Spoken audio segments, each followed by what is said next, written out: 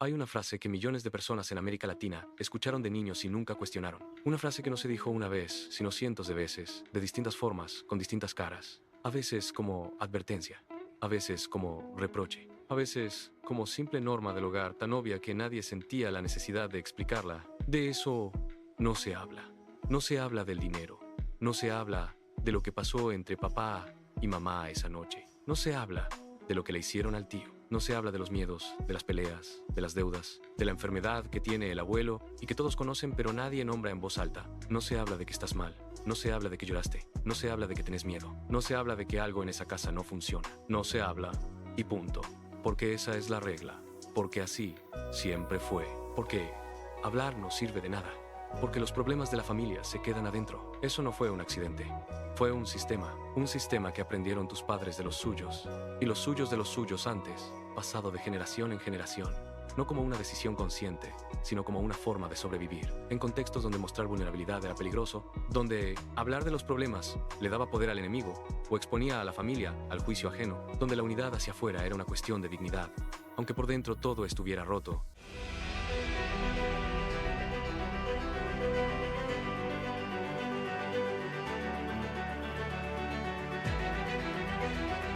El silencio no era una falla de carácter, era una estrategia de protección. Una armadura que funcionó en algún momento y que después quedó puesta para siempre, aunque ya no hubiera nada concreto de qué protegerse. El problema es que esa armadura tiene un costo enorme y ese costo lo estás pagando vos ahora, en el cuerpo, en los vínculos, en esa sensación difusa de que algo no termina de encajar y que no sabes bien cómo nombrar. Porque cuando creces en una casa donde las emociones no se nombran, no aprendes a ignorarlas. Aprendes algo mucho más complicado y mucho más duradero. Aprendes a desconfiar de ellas. Aprendes que sentir demasiado es un problema tuyo, no de nadie más. Que expresar lo que te pasa es una carga que no le corresponde cargar a los demás. Que si estás mal, lo correcto es seguir adelante, no detenerse, no mirar, no preguntar qué te está pasando. Y que pedir ayuda, de alguna manera, es una forma de debilidad que tu familia nunca se permitió y que vos tampoco deberías permitirte. Eso no es una creencia que te explicaron. Es un reflejo que construiste a fuerza de observar durante años. Los niños no aprenden a manejar las emociones porque alguien les da una clase sobre el tema. Lo aprenden mirando.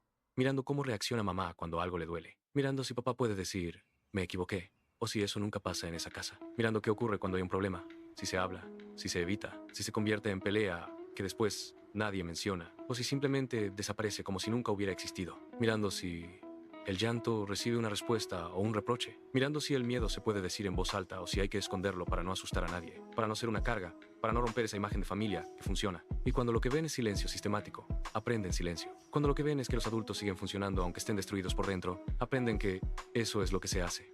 Seguir, aguantar, no hacer lío, ser fuerte. Que en la cultura hispana muchas veces significa exactamente eso. No mostrar que algo te afecta. No necesitar nada que los demás no puedan darte. No derrumbarse aunque el peso sea real y lleve años acumulándose. Hay una variante de esto que es especialmente común y especialmente difícil de reconocer.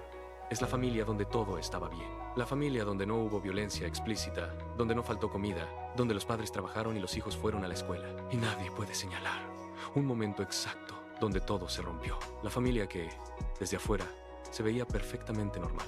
Y desde adentro también, porque nadie en esa familia tenía un lenguaje diferente para comparar. Y, sin embargo, algo no estaba bien. No había espacio para hablar de lo que sentías. Cuando llorabas, te decían que no era para tanto. Cuando tenías miedo, te decían que fueras valiente. Cuando estabas triste sin una razón que pudiera explicarse con palabras concretas, el mensaje implícito era que esa tristeza no tenía derecho a existir, que eras demasiado sensible, que te estabas inventando algo, que otros lo tienen peor y se las arreglan. Y que, en definitiva, el problema no era el mundo que te rodeaba, sino vos, que no sabías cómo estar en él, sin que todo te afectara tanto. Esto es lo que la psicología llama invalidación emocional crónica. No es un evento, no es un trauma, con fecha y hora y testigos. Es un clima sostenido durante años en el que tus emociones sistemáticamente no fueron recibidas, no fueron nombradas, no fueron acompañadas de nadie que dijera simplemente, entiendo que eso duele. Y ese clima, cuando se extiende durante la infancia y la adolescencia, deja marcas profundas que muchas personas adultas cargan sin saber exactamente de dónde vienen ni por qué siguen ahí. Porque el adulto que creció en ese clima no llega a una consulta diciendo, mi familia nunca validó mis emociones. Llega diciendo que no entiende por qué le cuesta tanto pedir ayuda cuando la necesita, que se siente culpable cuando está mal sin una razón suficientemente grave, que tiene relaciones donde se cierra, donde no puede decir lo que necesita, donde prefiere aguantar antes que generar un conflicto que no sabe cómo manejar, que cuando alguien le pregunta cómo está, su respuesta automática es bien, aunque no lo esté, aunque haga meses o años que no lo esté de verdad. Ese bien automático no es una mentira calculada, es una respuesta aprendida. Es lo que el sistema nervioso sabe hacer cuando la pregunta real nunca tuvo un espacio seguro para ser respondida con honestidad. Es el eco de todas las veces que sentir no tuvo lugar en esa casa. Hay algo que casi nadie menciona sobre el silencio emocional familiar. No solo afecta cómo te relacionas con los demás, afecta profundamente cómo te relacionas con vos mismo. Cuando no te enseñan a nombrar lo que sentís, cuando nadie a tu alrededor le pone palabras a las emociones de manera consistente,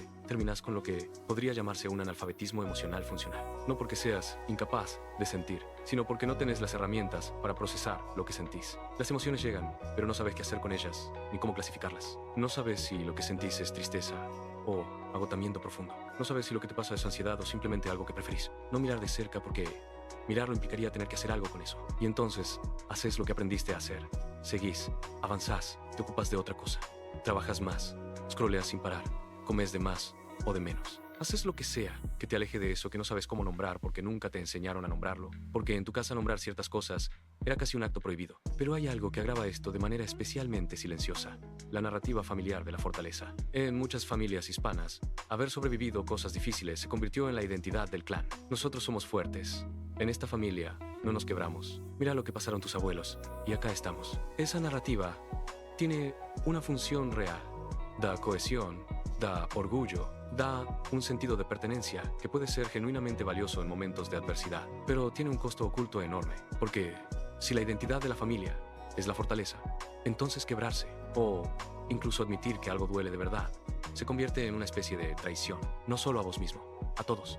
Al abuelo que cruzó fronteras sin documentos, a la abuela que crió sola a 5 hijos con lo que había, a los que vinieron antes y lo tuvieron objetivamente peor. Tu dolor siempre se mide contra el de ellos, y en esa comparación siempre pierde. Siempre hay una razón por la que no deberías estar tan mal. Siempre hay alguien que lo pasó peor y siguió adelante sin quejarse, y ese alguien se convierte en el estándar imposible al que tenés que llegar. Y eso hace que el sufrimiento propio se vuelva una cosa vergonzante, algo que no merece espacio, algo que hay que esconder no solo de los demás, sino de uno mismo, porque reconocerlo sería reconocer que no sos tan fuerte como se supone que tenés que ser, que fallaste de alguna manera, que tus antepasados no fallaron. Entonces, si algo de esto resuena, no voy a decirte que trabajes tu historia familiar como si fuera un proyecto de fin de semana. Voy a decirte qué cosas concretas pueden empezar a mover algo, aunque al principio se sientan extrañas o demasiado pequeñas para importar. Lo primero es aprender a nombrar lo que sentís en tiempo real, no para contárselo a nadie, sino para vos mismo. Cuando algo te afecte, antes de seguir adelante, detenete 10 segundos y pone un nombre a lo que estás sintiendo. No,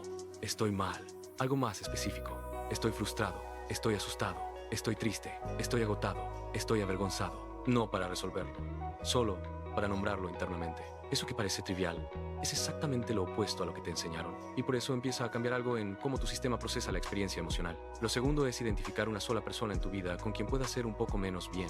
No alguien a quien contarle todo, solo alguien con quien puedas decir estoy pasándola difícil sin tener que justificarlo, sin tener que armar un argumento sólido para que tu dolor tenga derecho a existir. Una persona, no 10. Si no encontrás esa persona ahora mismo, eso también es información valiosa sobre el costo real de lo que heredaste. Lo tercero es revisar qué tan rápido pasás al modo solución cuando algo duele. Muchas personas formadas en el silencio emocional se convierten en solucionadores compulsivos. Cuando algo duele, inmediatamente buscan la acción, el plan, la salida, la distracción útil, porque quedarse en el malestar sin resolverlo se siente intolerable de una manera casi física. Practicar quedarse un momento más con lo que duele, sin apurarse a arreglarlo o a taparlo, es una forma concreta de romper ese reflejo que vino de fuera y se instaló adentro como si fuera propio. Lo cuarto, y suele ser el más difícil, es considerar seriamente que lo que cargas no empezó con vos. No es un defecto de carácter, no es que seas cerrado o frío o complicado para querer, es que creciste en un sistema que no tenía las herramientas para darte lo que necesitabas, porque ese sistema tampoco las recibió. Eso no absuelve a nadie de nada ni borra lo que dolió,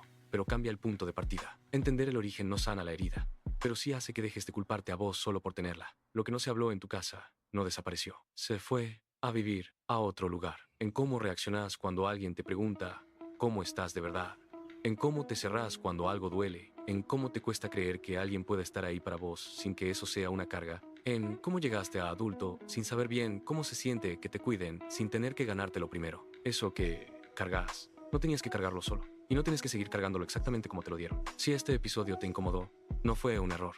Si sentiste que algo de esto te tocó, es porque no estás solo. Dar like no es apoyar un video, es decir, esto también importa. Suscribirte no es seguir un canal, es elegir un espacio donde no se miente sobre la mente. Y si crees que alguien necesita escuchar esto, compártelo. A veces entender llega antes que pedir ayuda.